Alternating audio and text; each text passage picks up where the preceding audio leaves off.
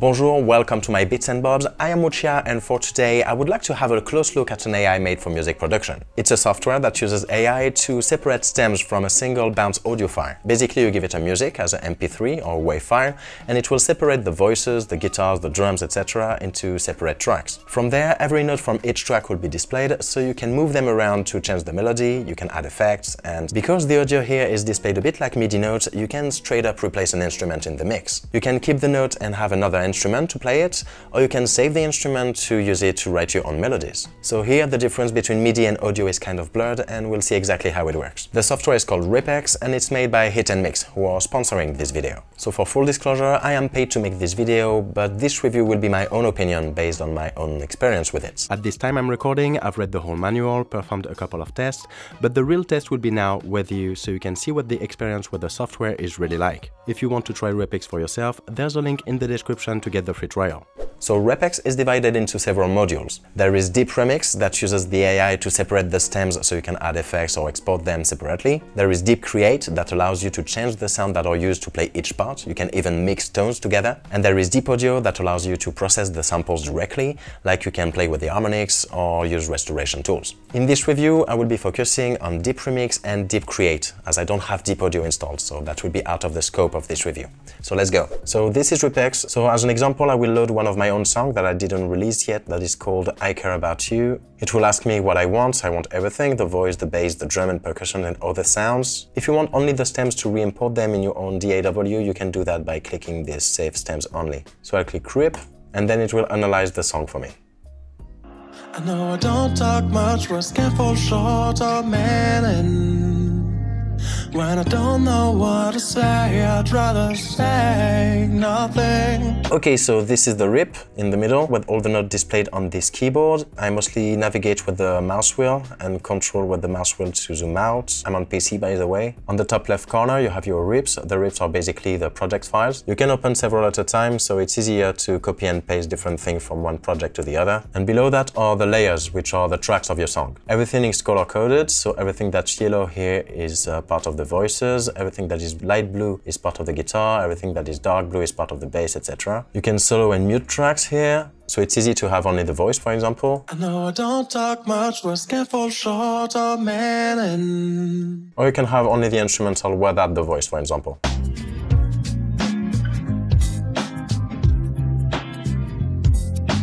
You can also click the little arrow on one of those layers to access the panoramic and a small EQ with the low, mids and highs. From there, if any sound has been put in the wrong layer, you can still select some notes and transfer it to another layer by clicking the little arrow there. Like in the drum layer here, there are just a few sounds in there, and they seem to be all hi-hats and pieces of snares. So I can select that all and transfer that to the percussion layer where the rest of the drum is. So now that everything is set up, of course you can move notes around to make them higher or lower, or you can move them in time. I know I don't talk much, I know I don't talk much. And you can also autocorrect the pitch of the notes by snapping it to a particular scale. There is an effect in the pitch effect that is called pitch to scale. So to apply an effect to notes, you have to select them first. So to correct all the voice, for example, I can triple click on the background, or do Ctrl A to select everything. And then to activate this pitch to scale effect, I will click on it at the value I want. Now the effect is colored, that means that it's active, and it's yellow, that means it's active on the voice layer. To select a scale, it's down there in the bottom left corner. I know my song is in F minor and it's been already pitch corrected, but you can see the correction's been pretty loose, as it still corrects some stuff. And this way you can easily change the tonality of your song. So right now it's in F minor. But I don't want this for you to be. But I can turn that into F harmonic minor. But I don't want this for you to be. But I don't want this for you to be. But I don't want this for you to be. That's pretty cool and very fast to do. So for example, let's make a selection with only the first verse. The first thing I'll do is that I will group the notes to handle them more easily by hitting Ctrl and G. So now I can select that in a more easy way. So if you want to add an effect, you can hover your mouse over the effects and you can pre-hear them.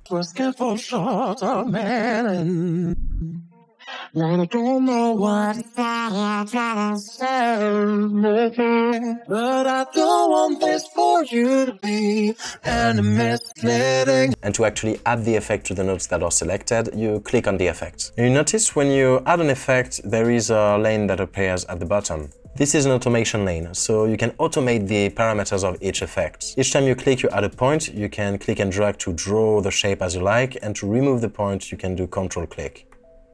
So let's say there I keep the original pitch, and from there I go down to add the 9 semitones of form and shift, and then I remove the points in the middle to have a straight line. Don't know what to say, I'd rather say nothing. But I don't want this for you to be. And if you hold shift and click and drag, you can change the depth of this modulation. So if I make it more drastic, Don't know what to say, I'd rather say nothing. But I don't want this for you to be any misleading. here the point of reference is the -9 semitones because that's what I set here on the effect. Now there's a difference if you apply an effect to a time selection like this or to a note selection like this. I'll try to show you by changing the envelope of the notes. So let's say I'll start with this one. I'll put on it a level effect that is in the level section that will basically change the volume of the note. And I'll do an automation to have a slow attack by clicking in the beginning and adding a point there. So now the note fades in, and if you want to apply this effect to other notes, you can save it as a preset. For that, you Ctrl-click and drag the effect to another place, and it will create a preset. So I'll remove this effect from that note, and I'll do a box selection to select all the notes individually, and I'll apply the level preset here. Now if I click on any of those notes, I can see that the automation has been preserved. Whereas if I do a time selection and apply this preset, we can see the automation is added only at the beginning of the selection. Now say there are several effects that we want to apply to all the notes. For that, I can add several effects in the preset as well. So say I want to add a vibrato to it, same I would hold Ctrl and drag it into my preset and adjust it.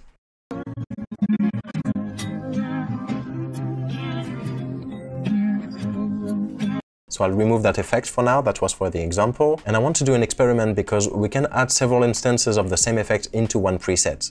So on the voices, for example, let's try to shift the formants, add a harmony, and then reshift the formants in the place it was originally, just to see if it changes the tone or if it's transparent. So I'll do that on the voice, I'll select everything, I'll add a formant shifter with a harmony, and a formant shifter again. So let's detune that down and then detune that up. I know I don't talk much, but can't fall short of manning. So once and for all, in case that needed I'm clearing, I care about you. I care about you. I care about you. So there are pretty interesting sound design effects we can do with that. That's pretty cool. Now I mentioned earlier that you could save an instrument to write your own melodies with it. So let's try and save an instrument to test that later. To save an instrument, let's say I want to save an instrument made from the voices. That would be more of an experimental one. I select this layer, I copy all the notes, and in this sound panel you have to click on this little plus. There it added the instrument there. Let's save the bass as well. That was pretty quick. So we'll try those instruments in a new project, but as we have this one open, I also mentioned that you could replace an instrument by another one. So say we want to replace the guitar. To do that, you select the layer again, you select all the notes, and in the sound panel you have all the instruments that are available. Say I want this guitar to be played by Orchid Pads.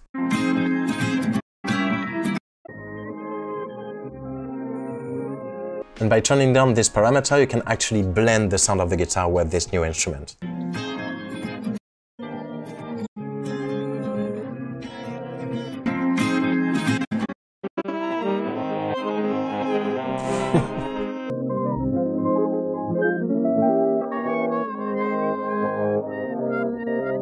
As we can hear in this guitar layer, it also took some bell sounds that are at the top here. And when we change the instrument, it preserves the pitch variations. I wonder if it works better on the mono instrument. Let's trip another song.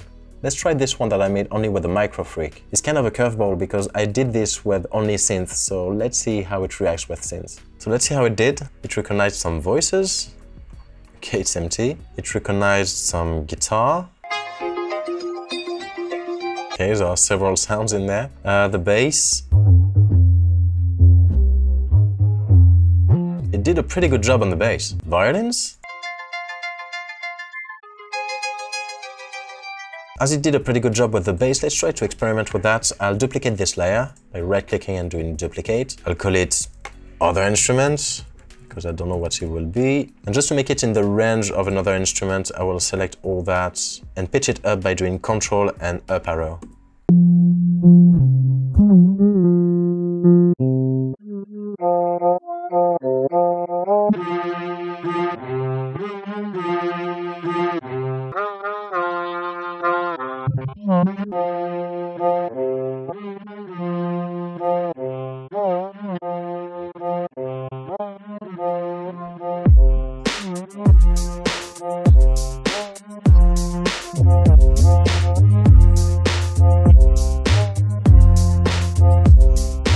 Okay, that is cool. Actually, from this project, I will save the bass as well, just so we can test that later. So, to do further experiment, let's try to create an empty rip. Let's try to make a drum loop from scratch. First, I would like to have a loop going. So to create a loop, I will click up there above the time and select the zone I want to loop. So now the loop is active. And I will need to put samples on the timeline. So to import your own sounds, it's in the sound panel. And there you have to click this folder icon. Let's select a couple of snares and click open. These are unpitched sounds, so I'll select unpitched and click import. They are now being added there. So to add samples on the timeline, you can drag them directly from the sound panel. From there you can do a time selection and do Ctrl D to duplicate it.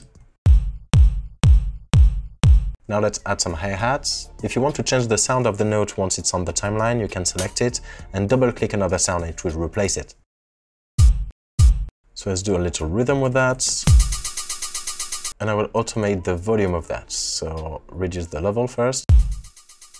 And I want certain notes to be higher than the others. So I can select multiple by holding Ctrl. So I can put the level higher for these ones.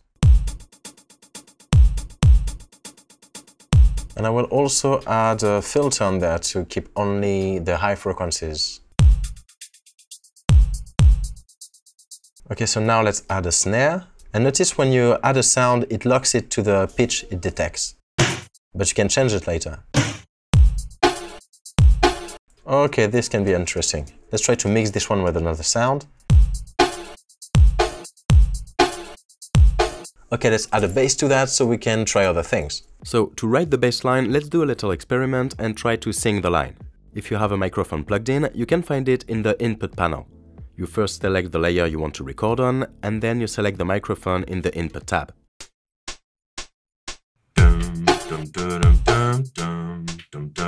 Okay, so first I'll correct rhythmically what I've recorded.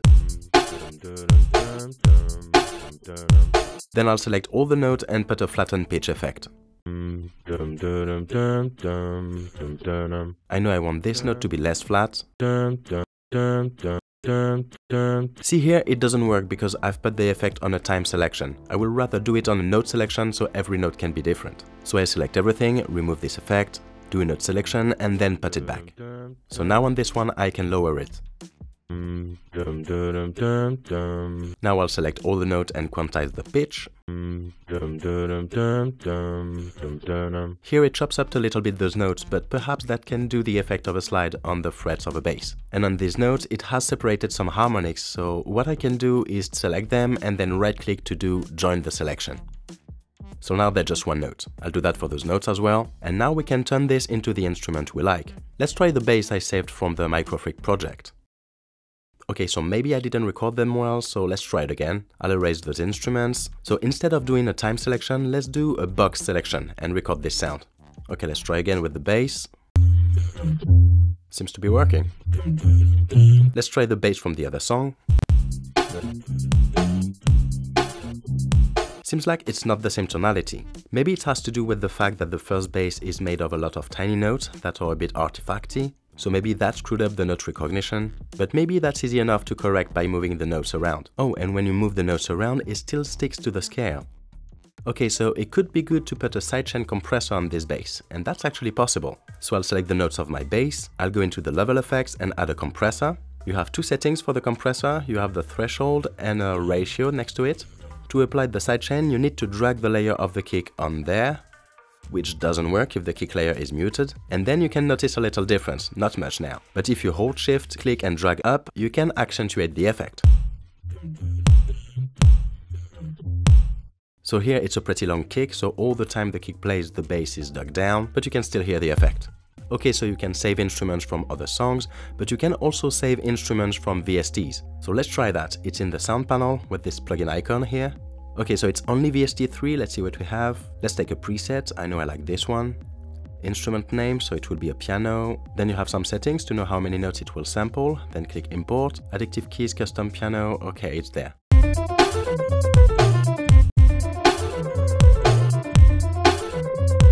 So first I'll select all the notes and do the pitch to scale correction. So the selection of the scale is per track. Let's put our F hexatonic blues scale for the master. Okay, so now our melody is snapped to the scale we're using in our project. Now this scale, we can randomize it. Let's set it for the master, so it will affect both the piano and the bass. And in the scales menu, you have the randomize button. If you activate that, with every loop, it should randomize a new scale.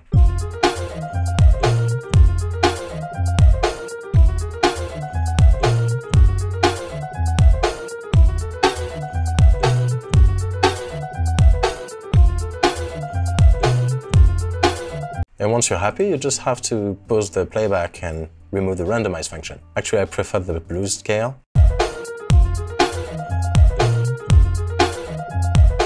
It would have been cool if the randomize function could be filtered, like to randomize only the type of scale but not the root note. But I think it's a cool function. It's always cool to be able to randomize stuff. Okay, so that's it for this loop. I guess now we could want to export it. And the cool thing is that you can export a single file or you can export per stem or per layers. And that leads us to the conclusion of this video with the pros and the cons. So for the pros and the cons, among the good things, I think the technology is surprisingly good. It does a good job at separating the voices from the instruments. The kick and the bass is generally well separated as well. And there is sometimes a bit of a mix-up in the middle, but I think the result is still impressive. In terms of applications, I think it can be very cool to do some remixes if you want to isolate the vocals, for example, or to do some covers if you want only the instrumental. It can be good for DJs if they want to prepare their stems for a mix. It can be good as well to do some mashups or to prepare some karaokes.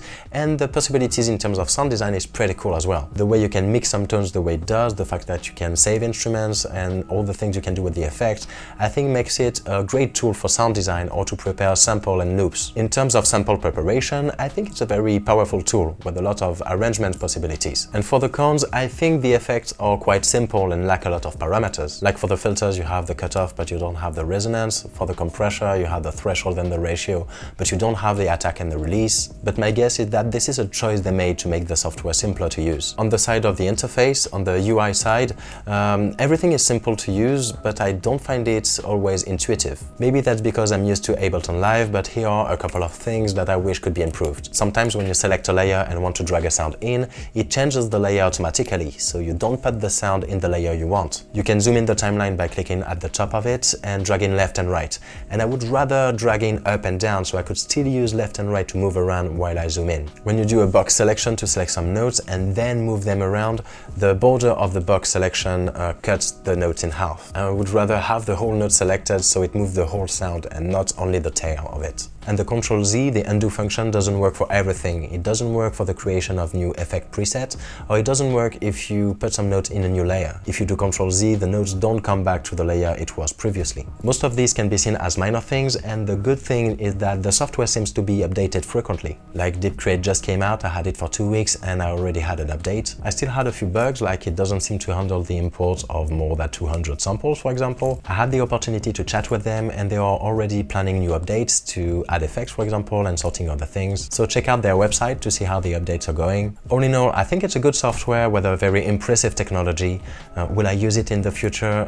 Yes. Will I create all my music in there? I don't think so. But I think I would use it to prepare some elements, to do some sound design, and to do some experiments, to then export them and finish the job in Ableton. That's how I would use it. Maybe you would have another use for it. And if you do, please, you can tell me in the comments, because there are so many applications for this software that I'll be curious how other people use it. And I guess that is all I have to say about it. So if you're still here, thank you very much for watching. Don't forget to subscribe, like, and comment if you want to see more content like this one. In the meantime, take care, and I'll see you next time.